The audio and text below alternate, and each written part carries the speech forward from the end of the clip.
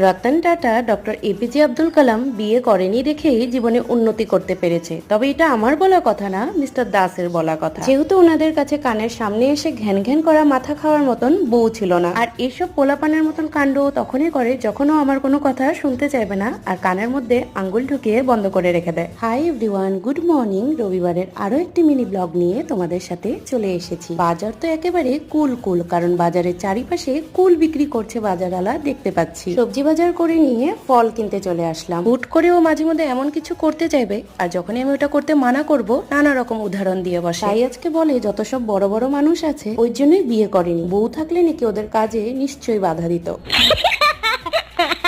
এসব ওর কথা শুনে আমি না হাসি আটকাতেই পারি না। বাজারের ব্যাগ থেকে পোটলাগুলো সব বের করে গোছিয়ে রেখে দিলাম, আর ওকে বলেছিলাম বেদানাটা কেটে আমারা তোমার জন্য একটু জুস বানাও তো। তাই বেদানাটা ছুলে কেটে গড়গড় করে মিক্সারে দিয়ে জুস বানিয়ে দিল।